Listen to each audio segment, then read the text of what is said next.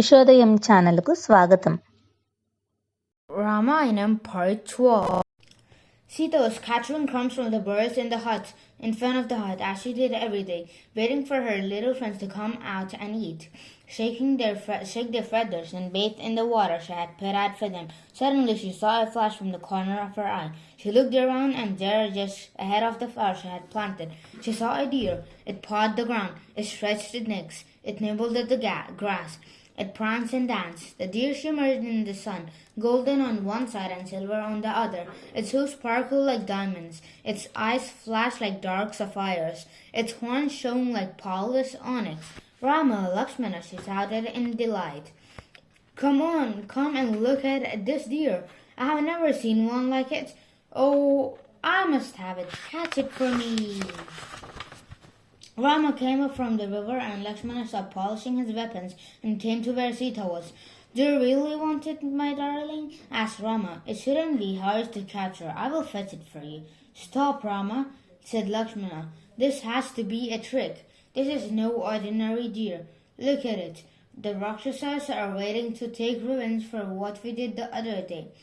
They can take any form they choose, become anything they want. Do not go after this creature. The deer came closer and then danced away. It seemed to be asking like Rama to follow, skipping between the trees, hiding itself, now becoming visible, like a streak of lightning playing in the monsoon clouds. Lakshmana, you have been away from the home too long. You see danger everywhere. It's just a deer. I'm going to catch it, said Rama. He picked up his bow and his quiver and moved quickly towards the edge of the forest, where the deer stood waiting. Sita, this deer shall be yours, he cried as he followed the deer into the dark shadow of the trees. Don't leave Sita alone, Lakshmana. I will be back before you know it. Get inside the hut, Sita, said Lakshmana roughly. I'm worried. I sense that we are not safe. Lakshmana sat out his weapons and armed himself, ushering Sita into the hut. But even before he had entered there, a voice rang out in the distance. Oh, Lakshmana! Sita! Sita stopped in her tracks, struck with panic. That's Rama's voice. He's in danger, Lakshmana. Go to him, help him. Bring my beloved Rama back to me, she cried. Sita, this is Rakshasa magic. That was not a real deer. This is not Rama's voice, said Lakshmana, though his bow was at ready. It was a deer. This is Rama's voice. I would know his voice anywhere, wept Sita. Oh, Lakshmana, I beg you, save your brother. I can't go after him. I can't leave you here with no protection, said Lakshmana as calmly as he could. He could feel a great wave of tension rising up from his feet to his head. Something was terribly wrong. He knew it. I cannot live without Rama, said Sita, her face streaked with tears. I will stay inside the hut, I promise you. Please, please, go after your brother. Save him and help him. All right, said Lakshmana. Don't leave the hut. Do not step beyond your garden, whatever happens, even if you hear me shouting for help. He ran into the forest, following the footsteps of Rama and the golden deer. Sita went inside the hut, wiping her tears, praying for the safety of her beloved husband and his brave brother. She begged the deities of the forest and her mother, the earth, that they should both return to her unharmed. A little while later, she heard someone calling out, Mother, Mother, said the voice. It sounded old and tired. She peered out of the hut and saw a man, bent with age, carrying a wooden staff and an iron pot. Without a second thought, Sita dipped her ladle into the clay water and jar and that Lakshmana made her for and carried it outside, offering it to the old man, who stood before her, dressed in the rich robes of the wandering mendicant. Are you hungry? Can I give you something? She asked kindly. Yes, please, the old man quavered. Sita went inside the hut and gathered some fruit. She held it out to the old man, but he said, I'm so tired. Please bring it to me. Sita stepped out, crossing the bed of her flowers at the edge of her garden. She reached over to the place where the fruit in the bowl that he held out. Unmindful, the Lakshmana warning to stay inside her garden.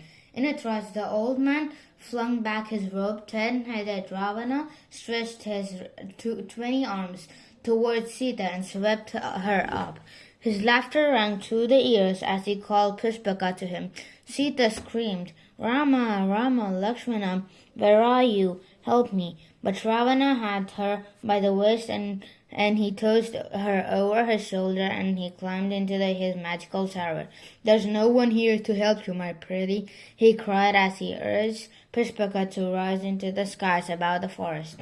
"Rama is merry mortal.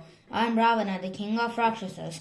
There's nothing he can do to get you back." Golden-skinned Sita wept and wailed and writhed in Ravana's dark arms as Pushpaka rose above the forests. Pushpaka created a mighty wind as it tore through the skies, and the sound of Ravana's cruel laughter rumbled through the worlds like thunder before a storm.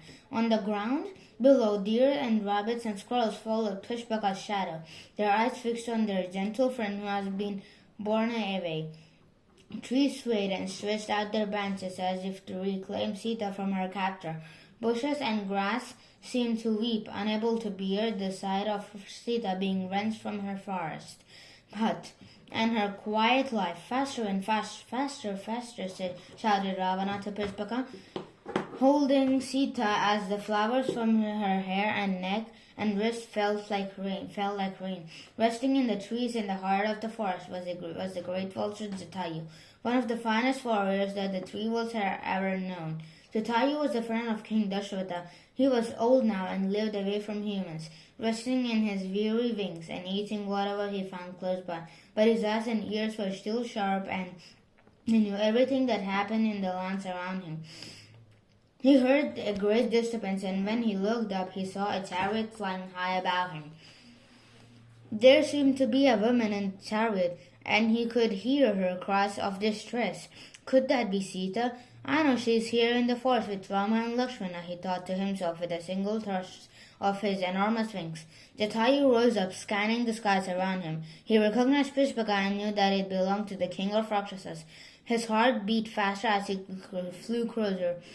He knew that whoever was with Ravana in the chariot was someone that did not want to be there. Jatayu moved into the path of Pushpaka, his great wings flapping, his sharp beak and claws at the ready. "Stop," he called. "Who is there, and who are you with?" "Get away, you old fool, beloved Ravana. Go back and sleep in the forest. There's no place for you." And he drove Pushpaka straight into the bird. "Help, I'm Sita, Rama's wife," cried Sita, hoping that his enormous vulture was a friend rather than a foe. Jatayu swooped down on the chariot and attacked Ravana with his claws. Ravana pulled out a sword and slashed at him wildly. Jatayu wheeled and turned and dived, attacking Ravana's 20 arms and 10 heads with his sharp beak. Ravana's black blood flowed from the wounds that Jatayu inflicted, but the Rakshas's mighty arms each wielded a deadly weapon. Soon overpowered, the aging bird Ravana cut through Jatayu's wings, and the great bird crashed through the trees tops out to the ground. The earth shook when he fell, and he lay there straining for his last breaths. "You will pay